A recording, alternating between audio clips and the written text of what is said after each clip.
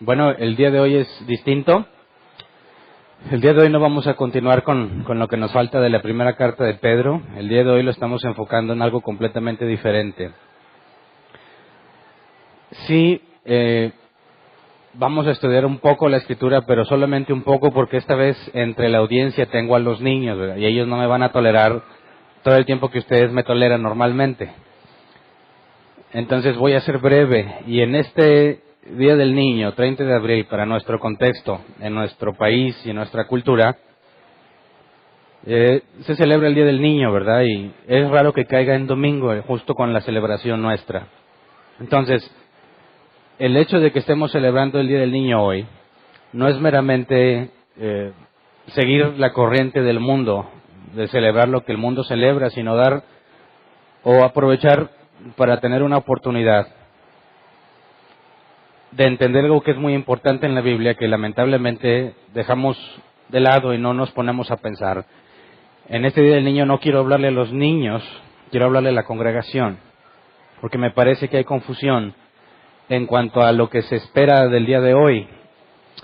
Aunque vamos a enfocarnos, y hay todo un equipo que se preparó para atender a los niños, este no es un evento donde los niños van a venir a divertirse mientras los demás dejamos que se diviertan, es decir, tendríamos que considerar ciertos pasajes bíblicos y ver la situación actual de nuestra sociedad y de nuestra cultura cristiana para entender lo importante de lo que queremos hacer hoy. Así que vamos a 2 de Timoteo, capítulo 3, versículo 15. Nueva versión internacional, por favor.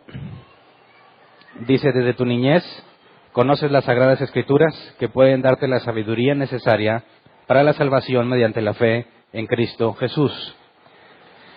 Y aquí está Pablo hablándole a Timoteo y le dice precisamente, ya sabemos de quién lo aprendió, ¿verdad? De su madre y de su abuela.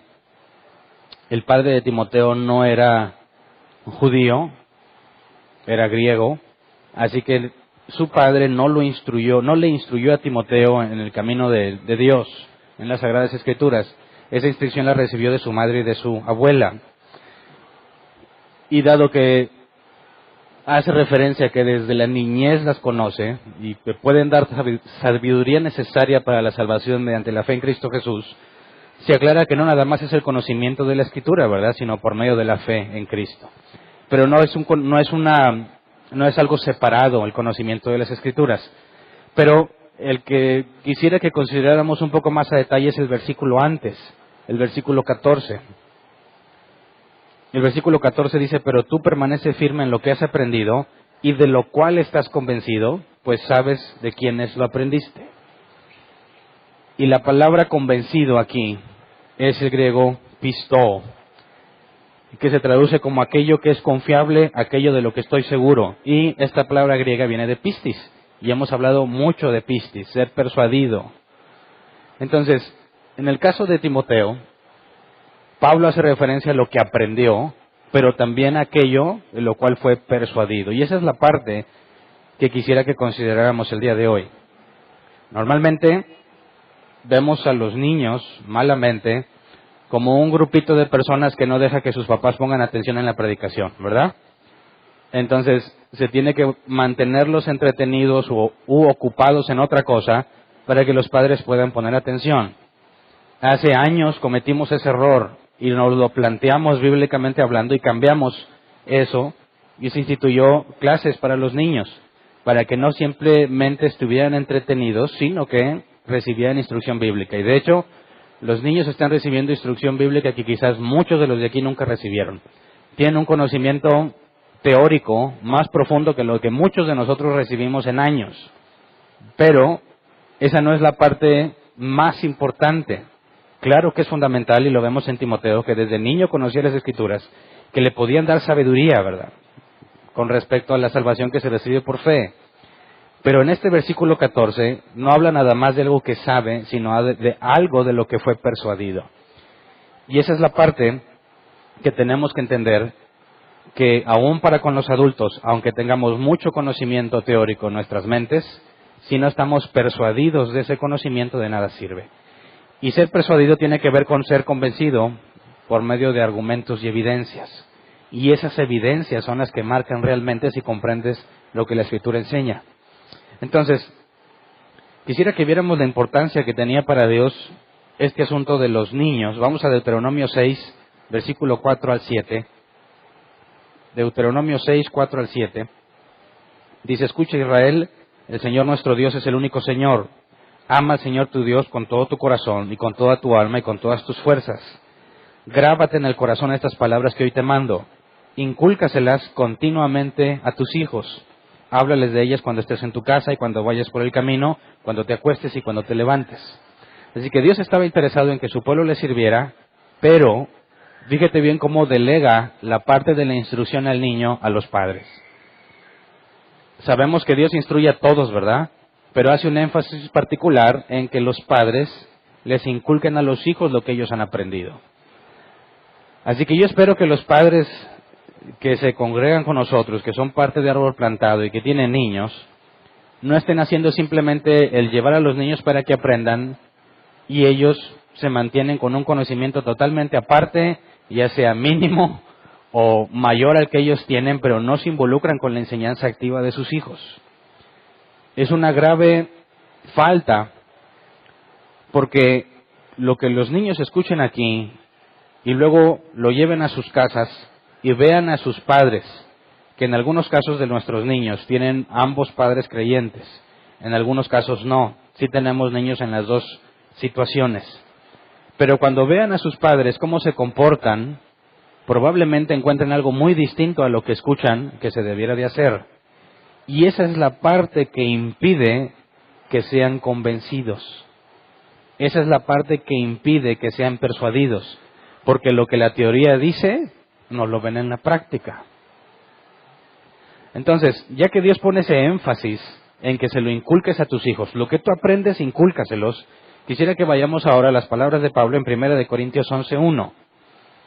1 Corintios 11:1 dice: imítenme a mí como yo imito a Cristo. Así que Pablo dice: así como yo hago, hagan ustedes, porque lo que yo hago es lo que Jesús hizo.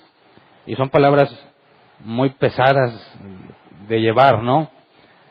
Imítame a mí como yo imito a Cristo implica que tú tienes, que tu enfoque está en ser como Jesús y que confianza le puedes decir a cualquiera, no nada más a tus hijos, que así como yo hago, así debes hacerlo tú. Pero en el contexto de nosotros, que tiene que ver con la congregación, si nosotros queremos hacer algo por los niños de la congregación, ya sean tus hijos o no, tendríamos que aplicar estas mismas palabras, pero en un nivel distinto. Obviamente los padres que tenemos a nuestros hijos, somos el ejemplo que ellos verán todos los días, pero también hay un ejemplo que se da en la congregación, y es un ejemplo muy importante a la hora de que un niño entienda para qué es la iglesia. No sé si tus hijos te digan esto o no, pero muchas veces preguntan: ¿por qué vamos a la iglesia? ¿Por qué todos los domingos? ¿No podemos dejar de ir uno tiempo? No queda muy clara la razón por la cual tienen que congregarse, aunque vienen y aprenden, pues desde su perspectiva, pues quizás no les resulte muy interesante. Pero para nosotros se supone que es muy interesante, aunque no tengas hijos. Quisiera que vayamos a Marcos 10, 13 al 16. Porque ya que Pablo dice que lo imiten a él como él imita a Cristo, veamos cuál era la actitud de Cristo hacia los niños. Dice: empezaron a llevarle niños a Jesús para que los tocara, pero los discípulos reprendían a quienes los llevaban. Cuando Jesús se dio cuenta, se indignó y les dijo: dejen que los niños vengan a mí y no se lo impidan, porque el reino de Dios es de quienes son como ellos. Les aseguro que el que no reciba el reino de Dios como un niño, de ninguna manera entrará en él. Y después de abrazarlos, los bendecía poniendo las manos sobre ellos. Así que, ante la situación de que quieren tratar a los niños como algo que estorba para que los demás aprendan, no distraigas al maestro, ¿verdad? No molestes a Jesús, no interfieras en lo que Jesús está haciendo. Que tristemente es la actitud de muchos con respecto a los niños, sean o no sean sus hijos. Jesús deja en claro que no se debe hacer tal división. Los niños de nuestra congregación no son un grupo aparte, también son parte de la congregación. Y no puedes tratar simplemente de mantenerlos a un lado, mientras que los adultos se ocupan en servir a Dios. Jesús dejó que vinieran, los abraza, los bendice y pone las manos sobre ellos, aún interrumpiendo lo que estaba haciendo, dándoles un lugar importante en medio de toda la multitud que lo seguía. Si lo ves en sentido práctico, cualquiera podría decir, o sea, tienes una multitud, Jesús está hablando cosas importantísimas, en ocasiones distintas confronta a los fariseos, confronta a los saduceos, está bueno el debate muchas veces y luego quieren los niños acercarse. Y los discípulos, no niño, quítate, déjalo hablar, no molestes. Y Jesús hace un alto, los abraza, pone sus manos sobre ellos, los bendice y les demuestra que son algo valioso. Dentro del concepto de la congregación cristiana, los niños son parte de. Veamos este otro pasaje, Mateo 18, 2 al 6.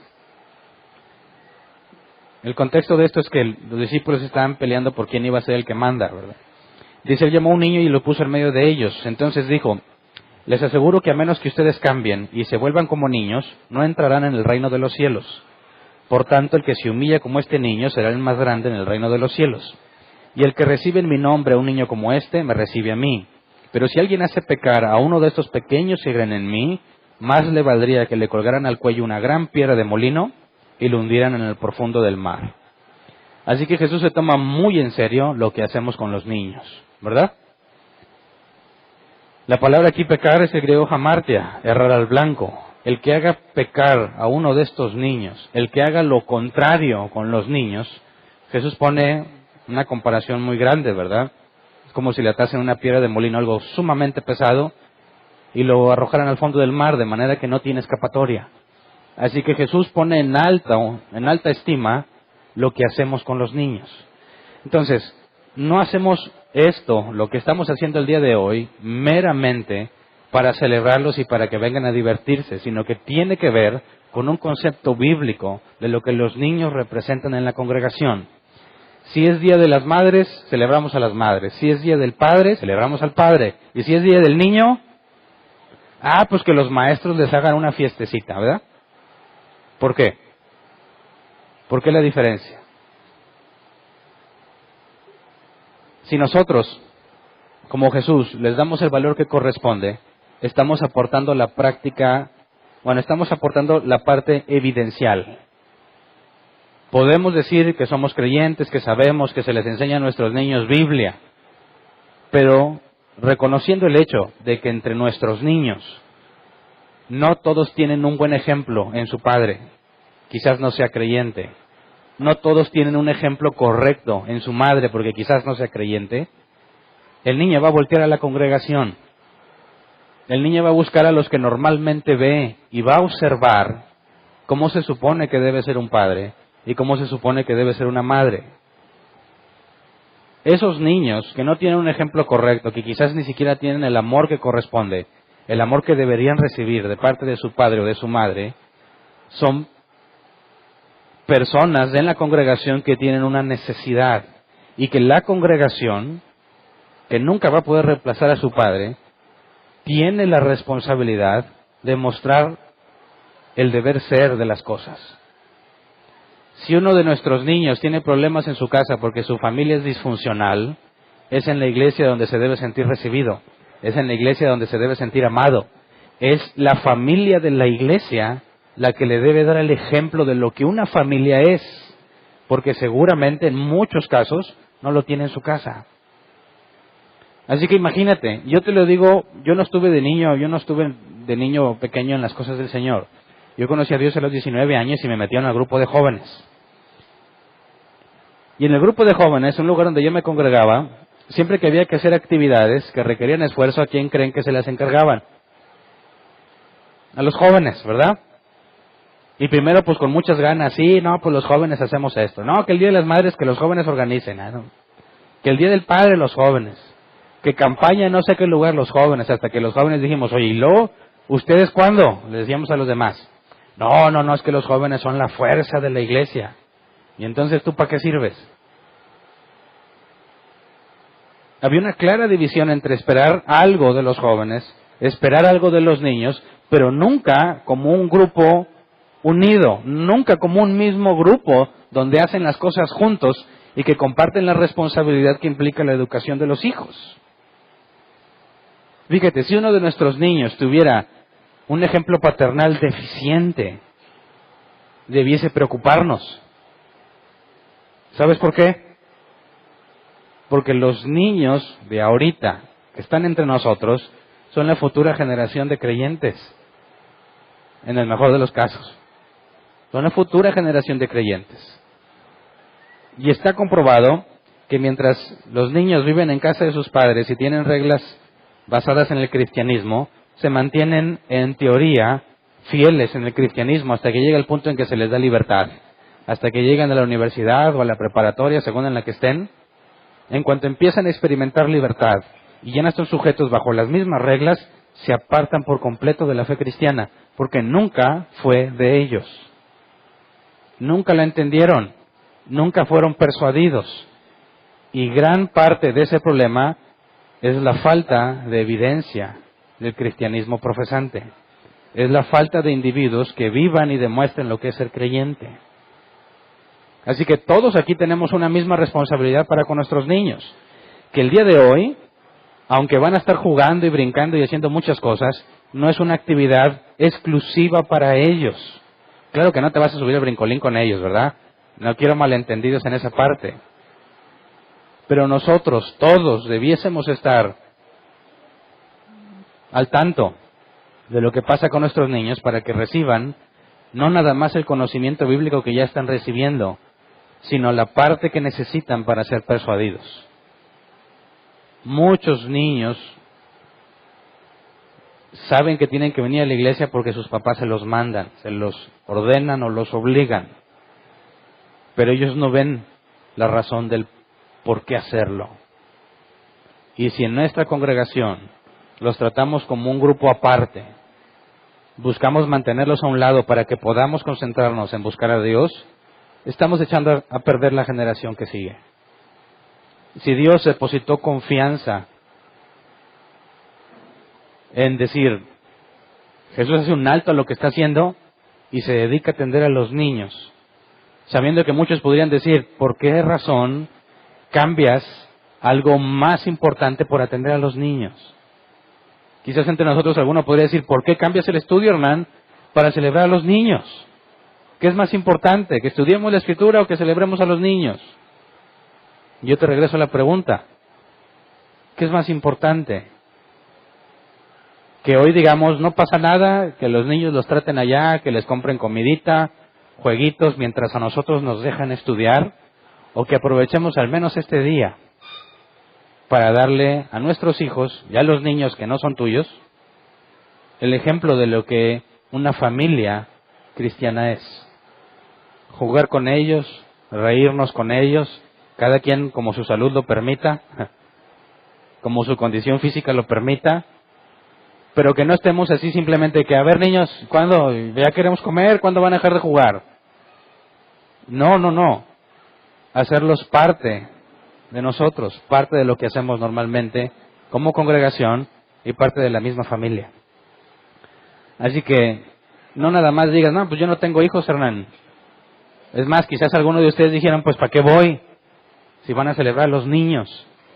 Bueno, quiero que entiendas que si piensas que no vale la pena invertir tiempo en nuestros niños, no estás siendo bíblico. No estás imitando a Cristo. Así que debemos hacerlo.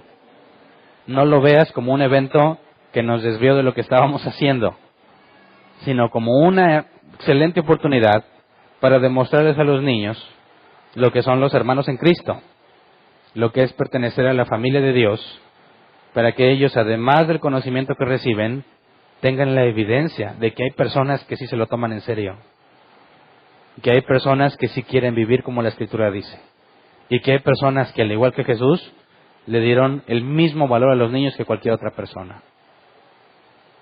Entonces, no se trata de si te gusta o no te gusta, si el evento es para ti o no, se trata de que cumplamos la responsabilidad que conlleva ser parte de la familia de Dios, del cuerpo de Cristo. Así que por favor deja de pensar en ti, dejemos de pensar en nosotros y pensemos en ellos. Que este día se quede grabado en el recuerdo de que toda la iglesia se enfocó en divertirse como niños. Todos en divertirse como niños y que se sientan parte de nosotros. ¿Cómo ven? Así que entrego lugar a la actividad que sigue. ¿Quién está a cargo? ¿Quién nos va a ir diciendo el plan? Ahí arriba. Yo dejo el micrófono para que nos ilustren en las actividades